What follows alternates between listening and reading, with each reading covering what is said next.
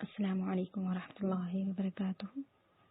الحمد للہ الذی وکفی وسلام علی عباده الذین اصطفی، اما بعد فاعوذ باللہ من الشیطان الرجیم، بسم اللہ الرحمن الرحیم۔ رب اشرح لی صدری ویسر لی امری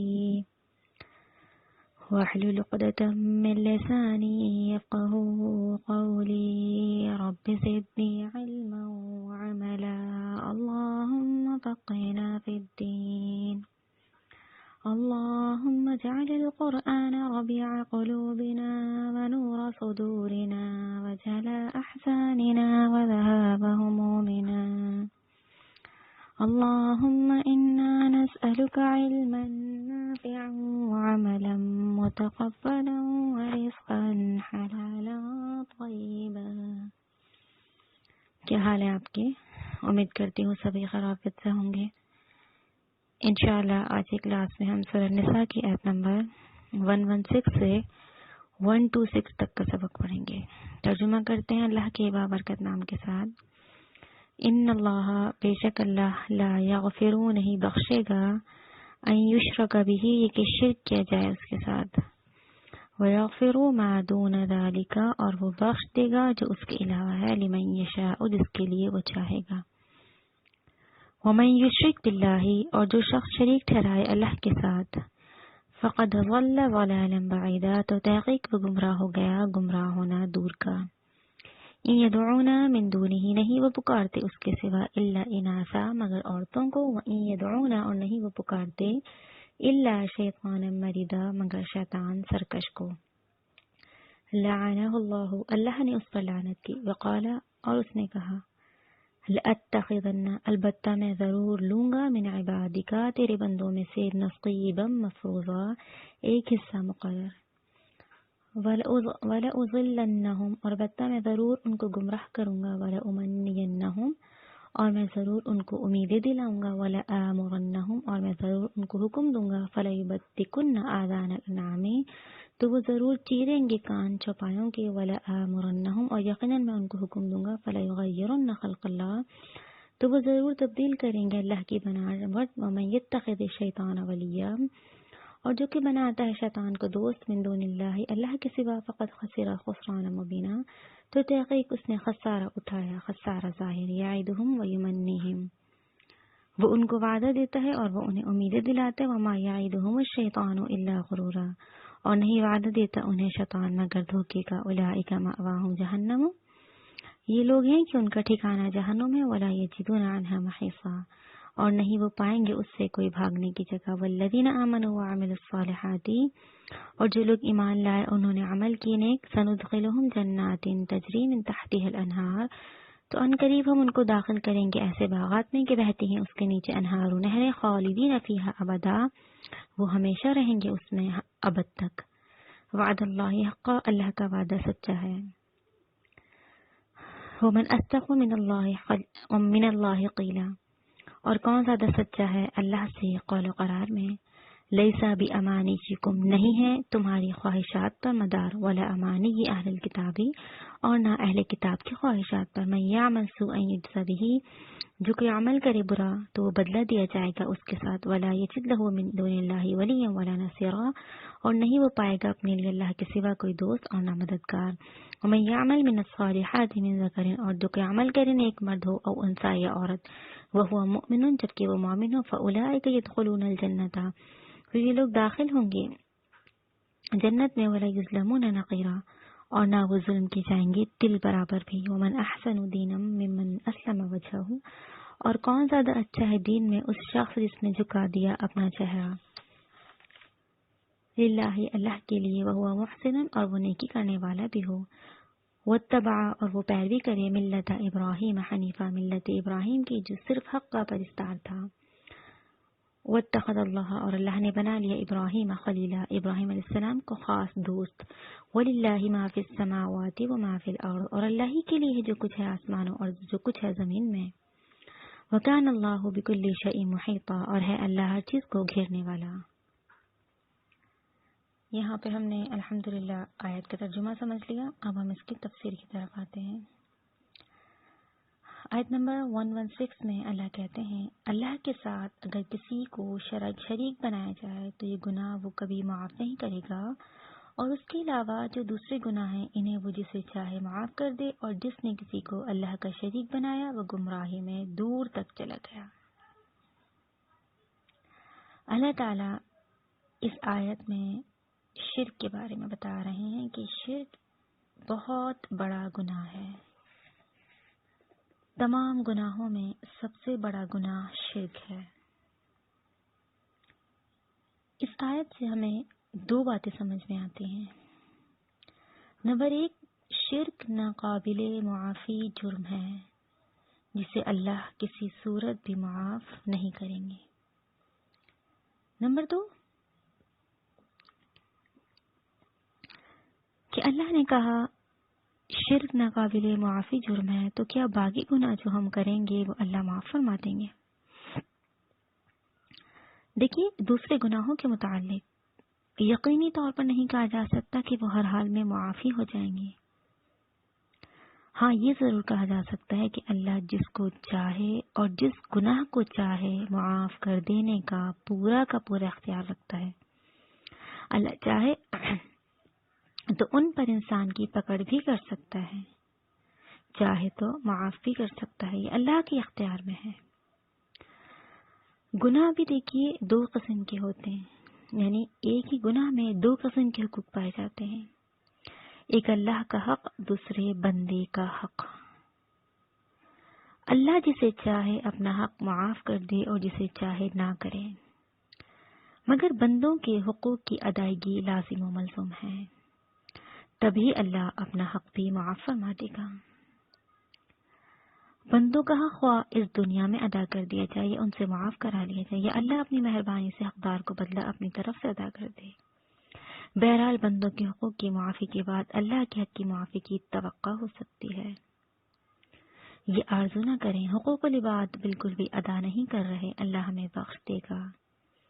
اللہ اپنے حقوق تو معاف کر دیں گے اپنی رحمت سے، پر بندوں کے حقوق سے کو اللہ ضرور حقوق دلوائیں گے جس کا حق مارا ہوگا.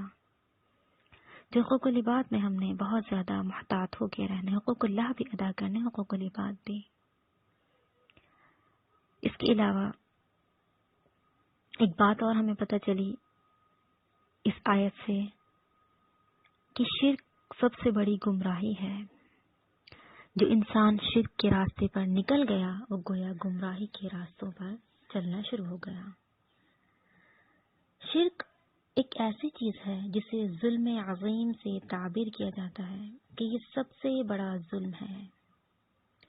اللہ نے بتا دیا اللہ کے ساتھ اگر کسی کو شریک بنایا تو یہ گناہ وہ کبھی معاف نہیں کرے گا، اور اس کے علاوہ جو دوسرے گناہ انہیں وہ جسے چاہے معاف کر دے.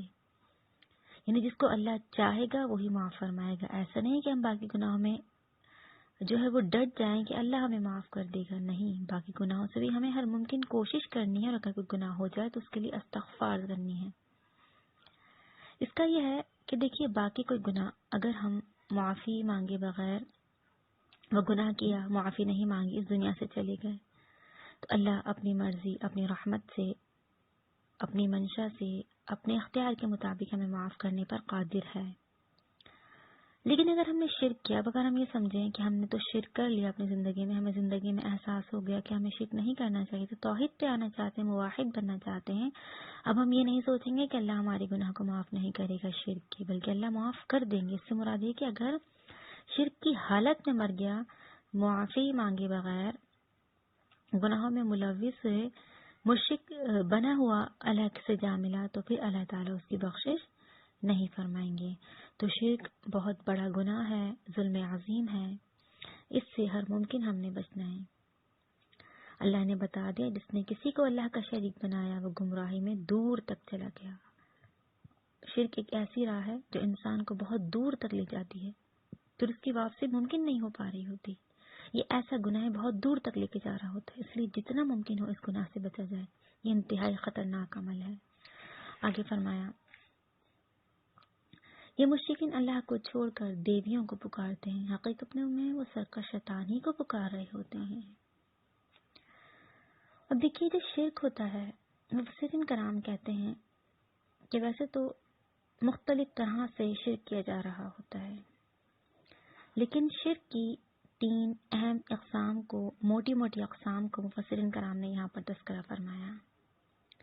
3 قسم کی اقسام یہاں بتائی گئیں، ایک شرک فی الذات، ایک شرک فی الصفات اور ایک شرک فی العبادات۔ شرک فی الذات کیا ہوتا ہے؟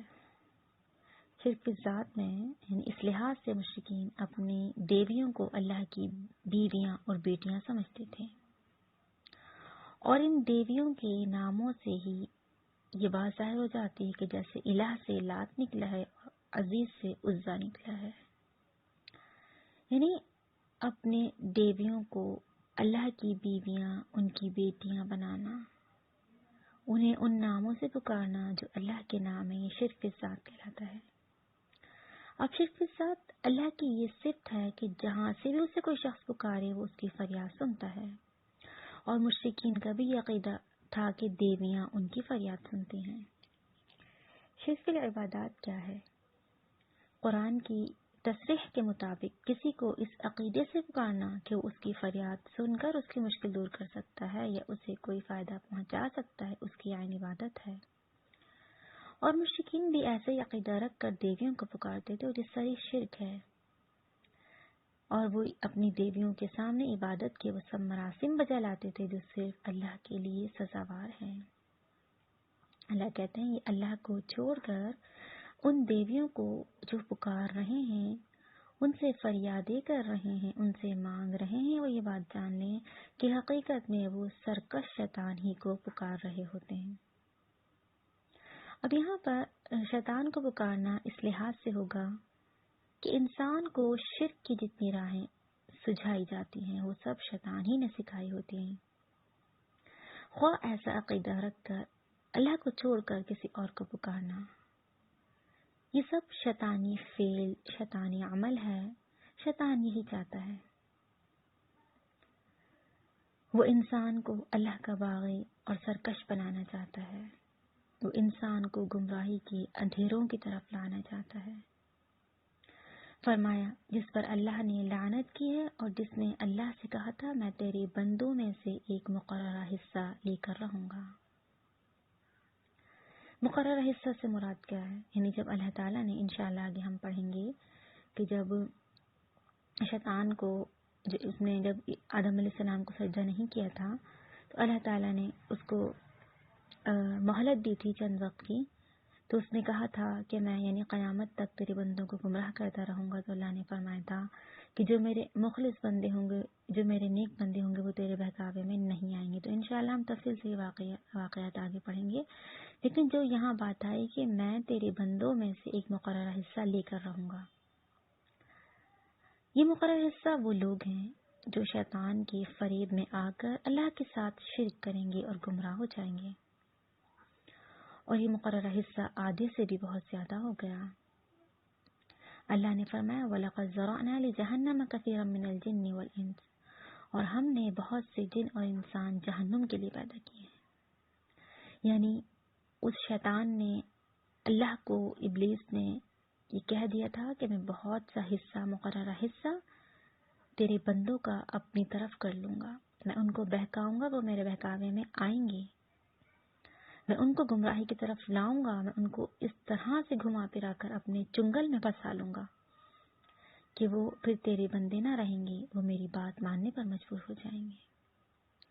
اور آج اگر ہم اپنے ارد گرد دیکھیں، ارد گرد تو یعنی دور کی بات ہے، ہم اپنے نفس کی طرف جھانک لیں تو ہم شیطان کے چنگل میں کس حد تک پھنسے ہوئے ہیں، اپنا محاسبہ کرتے ہیں۔ اللہ نے تو کہا تھا میرے نیک بندے تیرے بہکاوے میں نہیں آئیں گے، تو کیا ہم اللہ کے نیک بندے بنے ہیں؟ شیطان کے وہ حصہ وار لوگ بن گئے جو اس نے اپنے لیے مقرر کیا تھا، جو اس نے اپنے لیے مقرر کیا۔ ہمارا شمار ان میں ہوگا کیونکہ ہم ہر طرح کے گناہ کر رہے ہیں، اللہ کے ساتھ شرک کر رہے ہیں، ہم گمراہی کی طرف جا رہے ہیں۔ فرمایا میں تیرے بندوں میں سے ایک مقررہ حصہ لے کر رہوں گا، اور میں انہیں گمراہ کر کے چھوڑوں گا، انہیں آرزو میں دلاؤں گا، انہیں حکم دوں گا کہ وہ چوپایوں کے کان پھاڑ ڈالیں، کیا اور انہیں یہ بھی حکم دوں گا کہ وہ اللہ کی پیدا کردہ صورت میں تبدیلی کر ڈالیں۔ اور جس شخص نے اللہ کو چھوڑ کر شیطان کو اپنا سرپرست بنا لیا اس نے صریح نقصان اٹھایا۔ اب دیکھیے شیطان نے کس طرح سے اللہ کو چیلنج کیا، کہا اللہ تو کہتا ہے تیرے بندے جو مخلص ہوں گے وہ میری بات نہیں مانیں گے نا، لیکن جو میرے بہکاوے میں آنے والے ہوں گے انہیں میں کیا کروں گا، انہیں راہ سے بہکاتا رہوں گا اور باطل امیدیں انہیں دلاتا رہوں گا۔ سیدھی راہ کوئی ہوگی ان کے سامنے اچھا کر کے گمراہی کی راہوں کو پیش کر رہا ہوں گا، جھوٹی امیدیں دلا رہا ہوں گا۔ یہ وہ باطل امیدیں ہیں جو شیطان کے وسوسوں اور دخل اندازی سے پیدا ہوتی ہیں اور انسانوں کی گمراہی کا سبب بن جاتی ہیں۔ اس نے کیا کہا کہ میں انہیں آرزو دلاؤں گا، انہیں حکم دوں گا کہ وہ چوپایوں کے کان پھاڑ ڈالیں۔ یعنی یہ اہل عرب کیا کرتے تھے، جب کوئی اونٹنی 10 بچے جن لیتی یا جس اونٹ کے نطفے سے 10 بچے پیدا ہو چکتے تو اسے اپنے دیوتا کے نام پر چھوڑ دیتے اور اس سے کام لینا حرام سمجھا کرتے تھے اور علامت کے طور پر اس کے کان چیر دیتے تھے۔ تو اس نے کیا کہا، میں انہیں اس بات پر مجبور کر دوں گا کہ وہ چوپایوں کے کان پھاڑ ڈالیں گے، یعنی وہ اس طرح سے چوپایوں کے ساتھ کر کے اپنے دیوتاؤں کے نام پر ان جانوروں کو قربان کر دیتے ہیں، ان کے نام پر کر دیتے ہیں، پھر اس سے کوئی حصہ اس سے جو ہے وہ کوئی کام لینا حرام سمجھتے ہیں اور علامت کے طور پر اس کا کان چیر دیتے ہیں۔ اور انہیں یہ بھی حکم دوں گا کہ وہ اللہ کی پیدا کردہ صورت میں تبدیلی کر ڈالیں۔ اب شکل و صورت میں تبدیلی، اس کے بہت سے مفہوم ہیں۔ ایک یہ کہ کوئی مرد ایسی شکل و صورت بنائے کہ وہ عورت معلوم ہونے لگے، یا کوئی عورت ایسی بن جائے، اپنے آپ کو ایسا بنانے کی کوشش کرے کہ وہ مرد معلوم ہو۔ دوسرا مفہوم یہ بھی ہو سکتا ہے کہ لوگ روپ دھار کر لوگوں کو دھوکہ دینے کی کوشش کریں گے۔ تیسرا یہ کہ اپنی ہی شکل و صورت میں اپنی مرضی کے مطابق جو چیزیں اچھی لگیں انہیں رہنے دیں، جو ہمیں پسند نہیں آ رہا، ہمیں لگے ہماری خوبصورتی کو مان کر رہی ہیں، ان کو اپنے چہرے سے قطع کروانے کی کوشش کر دیں۔ لہذا داڑھی منڈانا بھی آتا ہے، اسی زمن میں ہے۔ چوتھی یہ کہ کسی مخلوق سے وہ کام لیا جائے جس کے لیے اللہ نے اسے پیدا نہیں کیا، مثلا لڑکوں سے لواطت کرنا۔ لواطت کیا ہے انشاءاللہ اس کو ہم آگے جا کے سمجھیں گے۔ جس کام کے لیے اللہ نے کسی مخلوق کو پیدا کیا ہے اس سے وہ کام نہ لینا، مثلا مردوں اور عورتوں کو بانجھ بنا دینا آپریشن کے ذریعے جو ہوتا ہے، پیدائش کا کنٹرول روکنا تاکہ بچے پیدا نہ ہو، آبادی نہ بڑھے، منصوبہ بندی اسقاط حمل سے نسل انسانی کو روکنا اور خصی کرنا وغیرہ۔ عورتوں کو گھر کے میدان سے باہر لا کر کھیتوں اور معیشت کے میدان میں لانا، اور ایسے کام دراصل فطرت کے خلاف جنگ ہے جس کے نتائج ہمیشہ برے ہی نکلتے ہیں، اور فطرت کے خلاف جنگ میں بالآخر انسان ہی ناکام رہتا ہے۔ یہ تمام پٹیاں کون پڑھاتا ہے؟ شیطان پڑھاتا ہے، اور یہ ہر طرح سے انسان کو بہکانے کی کوشش کر رہا ہوتا ہے۔ ہمیں اکثر ہم کرتے ہیں نا کہ اپنے شکل و صورت میں تبدیلی کرنا چاہتے ہیں، ہمیں لگتا ہے کہ ہم آئی بروز بنوائیں گے تو ہم خوبصورت لگیں گے۔ اللہ کی نافرمانی کرتے ہیں، یعنی شکل و صورت میں تبدیلی کر رہے ہوتے ہیں، تو منع فرمایا گیا اس سے کہ شیطان کا کام ہے۔ اس نے کہا تھا کہ میں انہیں بہکاؤں گا کہ وہ اللہ کی پیدا کردہ صورت میں تبدیلیاں کریں گے، اور واقعی ہم سب یہ کر رہے ہیں۔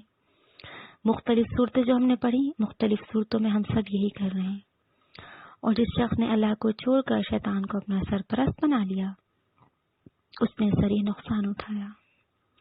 شیطان کبھی کسی کا دوست نہیں ہو سکتا، وہ کھلا دشمن ہے، اس کو اپنا حاکم اپنا سرپرست نہ بناؤ۔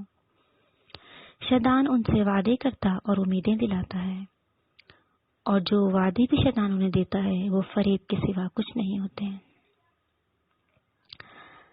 مثلا شیطان مختلف قسم سے انسان کو کہتا ہے نا پٹیاں پڑھا رہا ہوتا ہے کہ توحید کے ہوتے ہوئے باقی سب گناہ معاف ہو جائیں گے۔ اس طرح گناہوں پر دلیل بناتے ہیں کہ یعنی شرک نہ کرو، چلو چھوٹے موٹے گناہ کر لو، چلو یہ گناہ کر لو، تم تو موحد ہو، تمہارے تو گناہ بخش دیے جائیں گے۔ کبیرہ کبیرہ گناہ ہم سے کروا رہا ہوتا ہے۔ اس کے علاوہ اولیاء اللہ کی ان کے مریدوں کے حق میں سفارش کر کے چھڑا لینے کے عقیدے کو پختہ کر رہا ہوتا ہے کہ جو تمہارے اولیاء اللہ ہیں وہ تمہیں بچا لیں گے، کر لو گناہ تم، ابھی تو کافی زندگی باقی ہے، نماز بعد میں پڑھ لینا، چلو آج نہیں کل سے شروع کر دینا، چلو ایک وقت کی نکل گئی اب پورے ہی دن کی نکال لو، کل سے پڑھ لیں گے، ابھی تو جوانی باقی ہے، بڑھاپے میں کر لیں گے کوئی نیکی، توبہ کا کیا ہے، ابھی تو بہت زندگی پڑی ہے، کر لیں گے، ابھی تو ہمارے جینے کے دن ہیں۔ یہ تمام چیزیں کون کرواتا ہے؟ شیطان۔ ایسے سب وعدے اور امیدیں شیطان انسان کو فریب میں مبتلا کرنے کے لیے کر رہا ہوتا ہے۔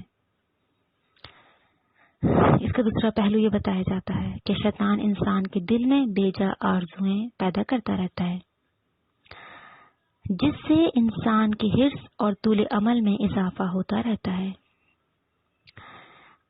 اللہ کے نبی صلی اللہ علیہ وسلم نے فرمایا، جو ابن آدم بوڑھا ہوتا جاتا ہے اس کی حرص اور خواہشیں جمع ہوتی رہتی ہیں، اور یہی دو باتیں تمام گناہوں کا سرچشمہ ہیں۔ طول عمل، لمبی لمبی امیدیں، آرزویں، اس کی وجہ سے انسان کو یہ خیال بھی نہیں آتا کہ اسے کسی وقت اس دنیا سے رخصت بھی ہونا ہے، اللہ کے آگے کھڑے بھی ہونا ہے۔ اپنی موت اسے کبھی یاد نہیں آتی، حالانکہ ایسی آرزویں کسی کو ساری عمر نہ حاصل ہوئیں اور نہ ہوں گی کہ ہمیشہ کے لیے سب کچھ کسی کو مل جائے۔ ایسی آرزوؤں کی تکمیل کے لیے وہ کئی قسم کے گناہوں کا مرتکب ہوتا جاتا ہے شیطان کے بہکاوے میں آ کر، اور ہوتا یہ ہے کہ یکدم موت کی آغوش میں چلا جاتا ہے۔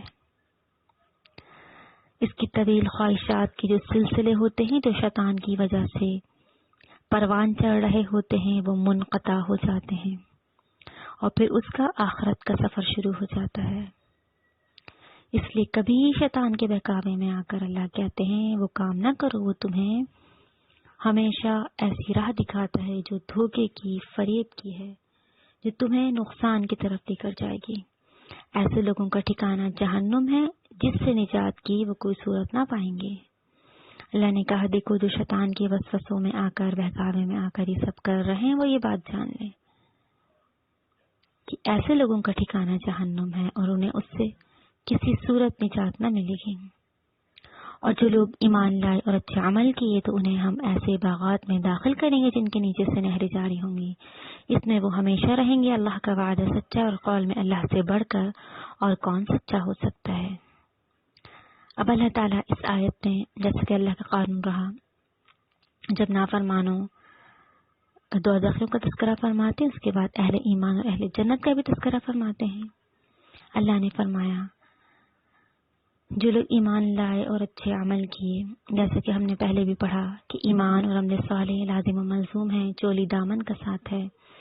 ایمان کے بغیر عمل صالح جو ہے وہ غیر ضروری ہو جائیں گے، اور ایمان ہے لیکن عمل صالح نہیں تو وہ بھی ہمارے لیے کارآمد نہ ہوگا، ہمیں جنت کی طرف لے کر نہ جائے گا۔ دونوں چیزیں ہمارے لیے ضروری ہیں، ایمان بھی پختہ ہو، ویسا ہو جیسا ہونا چاہیے، اور عمل بھی ہمارے بہت اچھے ہوں۔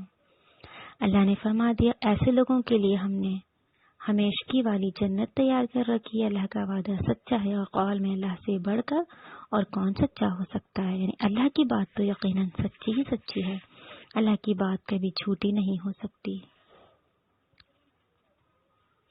اللہ یاد دہانی کروا رہے ہیں کہ دیکھو جنت و دوزخ کا وعدہ اللہ تعالیٰ کر رہے ہیں، اور جس کا وعدہ اللہ کر رہے ہوں کیا وہ وعدہ کبھی جھوٹا ہو سکتا ہے؟ وہ بالکل سچا ہے، اللہ سے بڑھ کر بھلا سچا کون ہو سکتا ہے؟ لوگوں کے اعمال کے اچھے اور برے نتائج اور جنت اور دوزخ کے حالات وہ سب اللہ کی نظروں کے سامنے ہیں۔ فرمایا گیا اللہ سب جانتا ہے اور اللہ کے وعدے سچے ہیں۔ آگے فرمایا نجات کا دار و مدار نہ تمہاری آرزوؤں پر ہے اور نہ اہل کتاب کی آرزوؤں پر، کہ جو بھی برے کام کرے گا اس کی سزا پائے گا اور اللہ کے سوا کسی کو اپنا حامی اور مددگار نہ پائے گا۔ یعنی اللہ نے بتا دیا کہ وہ لوگ کہ جو اس طرح کی تمنا اور آرزویں کرتے ہیں کہ یا تو ہم چند دن دوزخ میں ڈالے جائیں گے پھر نکال لیے جائیں گے، ہم نے چند دن جو ہے وہ یہود کہا کرتے تھے ہم نے چند دن بچڑے کی پوجا کی، جتنے دن ہم نے پوجا کی ہمیں تو اتنے دن ہی جو ہے وہ دوزخ میں ڈالا جائے گا، پھر ہم نکال لیے جائیں گے۔ نصارہ اپنا کہتے کہ ہم جو ہے وہ صحیح عقیدے پر ہیں لہٰذا ہم جنت میں ڈالے جائیں گے۔ حتی الامکان لوگوں کے عقیدے اتنے خراب ہو گئے کہ ایک انہوں نے دنیا میں اپنے پاس سے ایک دروازہ بنا رکھا ہے، بعض تفسیر میں آتا ہے، اور وہ کہتے ہیں کہ پیر کے دن عرس رکھتے ہیں وہ، اور کہتے ہیں کہ پیر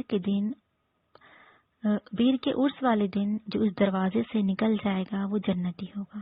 یہ بعض لوگوں کا نعوذ باللہ ایسے عقائد بھی ہیں کہ جس نے اس دروازے کے نیچے سے جو چلا گیا داخلہ ہو گیا اس کا اس دروازے کے نیچے سے، تو سمجھ لیجئے وہ جنتی ہے۔ اللہ ایسے تمام لوگوں کے عقیدوں کا رد فرما رہے ہیں کہ یہ خرافات ہیں، ان خرافات کی اللہ نے تردید بتا دی، تردید کرتے ہوئے بتا دیا نجات کن کو ہے جو صحیح راہ پر ہیں۔ اللہ کا قانون جزا اور سزا ہے، یہ نہ سمجھو کہ تم نے جو عقیدے بنا لیے، جو تم نے باتیں بنا لی اس کے مطابق تم بخش دیے جاؤ گے، اور جو کہ اچھے کام کرے گا خواہ وہ مرد ہو یا عورت بشرطے کہ وہ ایمان لانے والا ہو تو ایسے ہی لوگ جنت میں داخل ہوں گے اور ان کی ذرہ بھر بھی حق تلفی نہ کی جائے گی۔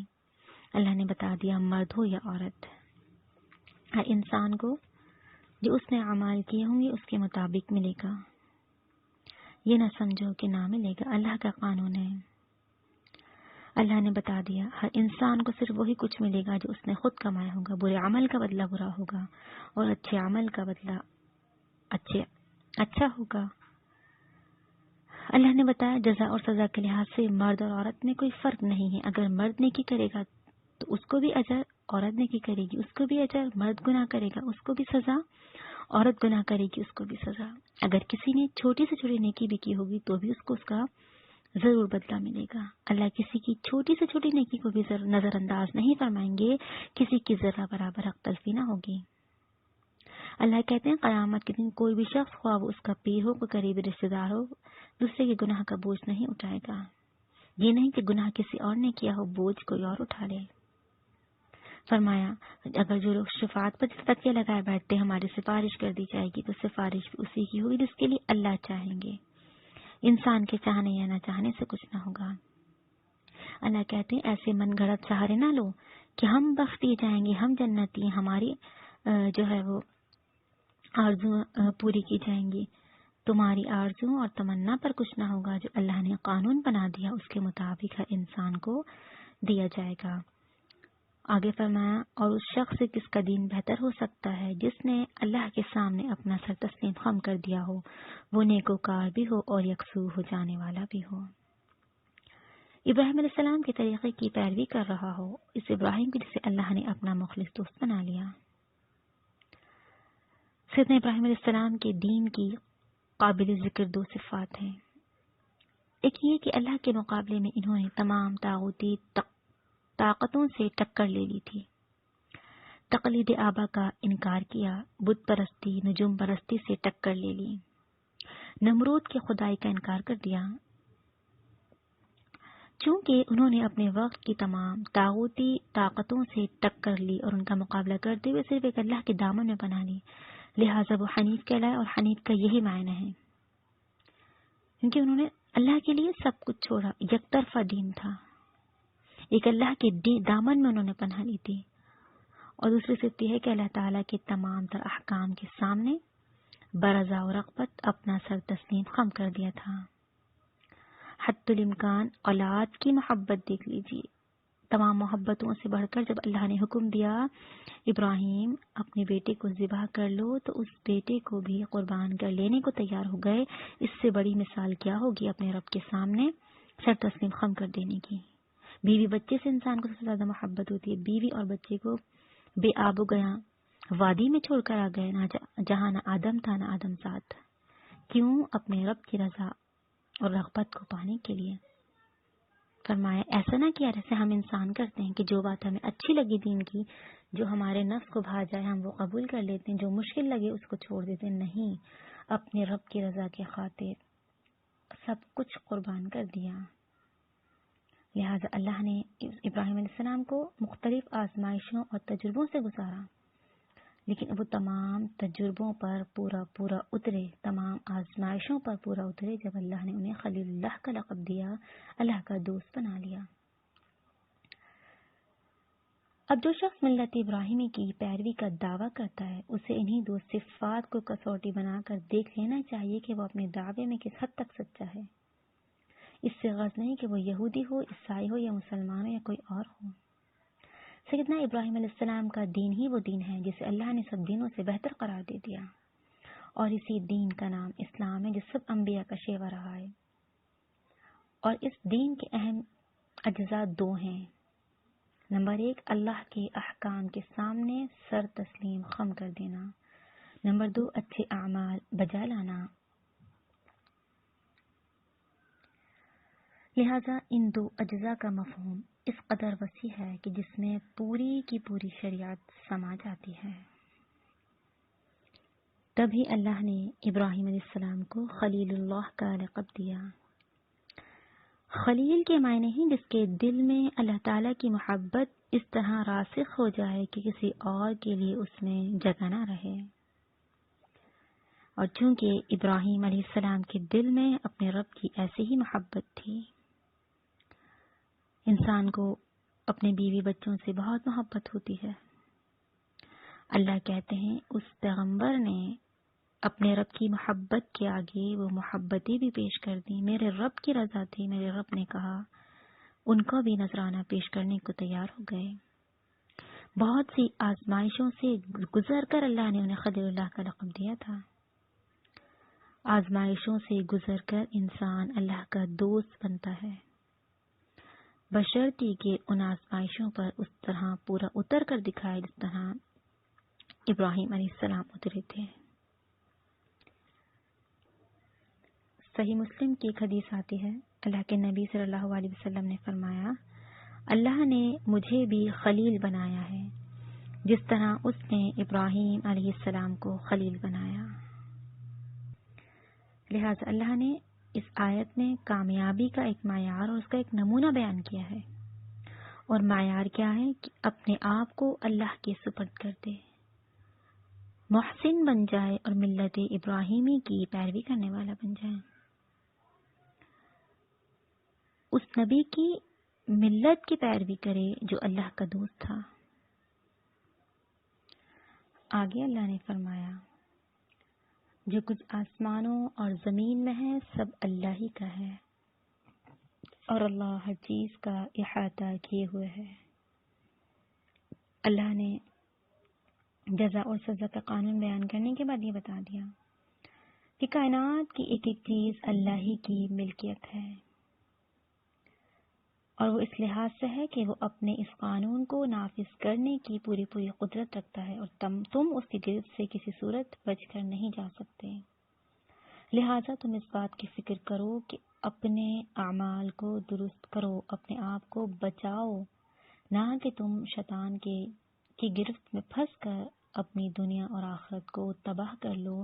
اللہ بتا رہے ہیں کہ دیکھو، اللہ ہر چیز کا احاطہ کیے ہوئے، اللہ سے تم نہیں بچ سکتے، تم اس کی گرفت سے بھاگ کر نہیں جا سکتے۔ اللہ تم پر پوری پوری قدرت رکھتا ہے، وہ تمہیں دکھا دے گا، بتا دے گا، اس کے وعدے سچے ہیں۔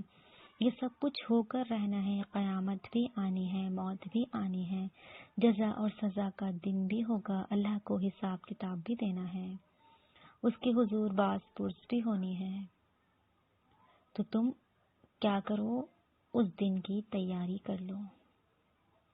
جس طرح کے خاندان میں کسی کی شادی ہوتی ہے، ہمیں پتہ چل جائے کتنے دن پہلے، سمجھ لیجیے مہینوں پہلے ہی ہم تیاری شروع کر دیتے ہیں، اور جن کے گھر میں شادی ہے وہ تو مہینوں سے ہی واقع تیاری کر رہے ہوتے ہیں کہ ہمارے گھر شادی ہے، یہ ایونٹ ہوں گے، اس کے لیے ہمیں یہ چاہیے، کوئی مہمان آ رہا ہے، اس کی تیاری، گھر بھی اچھا ہو، کھانا بھی اچھا بنا ہو، صفائی ستھرائی کا خیال ہے، ہم ہر چیز کی تیاری کر رہے ہوتے ہیں. ایگزام ہونے والے ہیں تو پیپر کے مہینوں پہلے تیاری کر رہے ہوتے ہیں.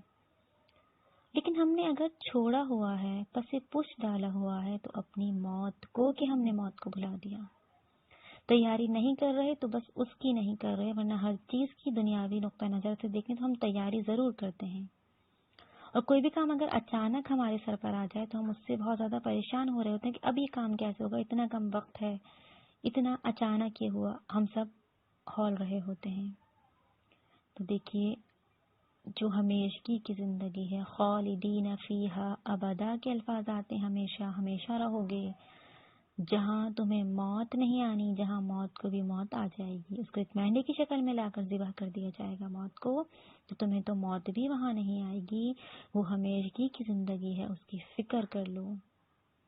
یوم یفر المرء من اخیہ و امہ و ابی و صاحبتہ و بنی، جس دن کوئی کسی کے کام نہیں آ رہا ہوگا.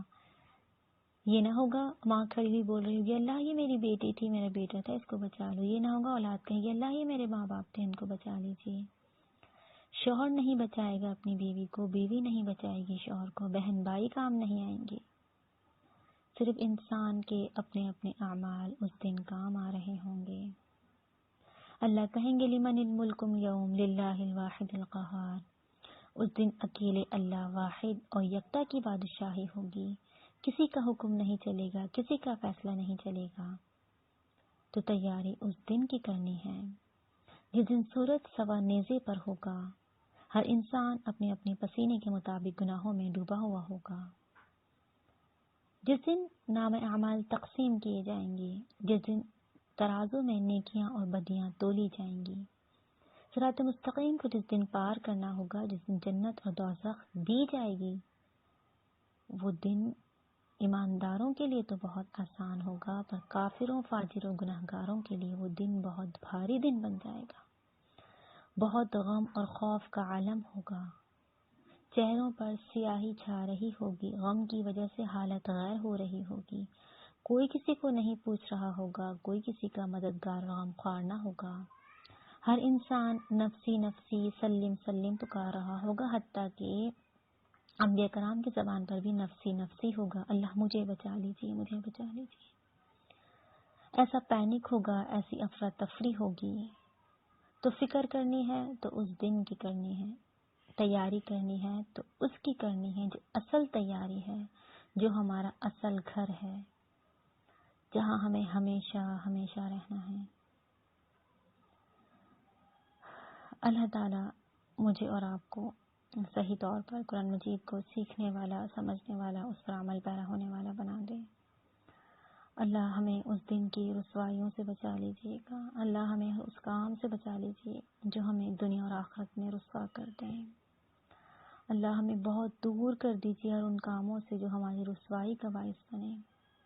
اللہ جب تمام خلقت اس دن جمع ہوگی، اگر اس دن ہم رسوا کر دیے گئے، اس دن ہمیں ذل رسوا کیا گیا، اللہ اس دن جب ہمیں دوزخ میں ڈالا گیا تو ہمارا کیا عالم ہوگا.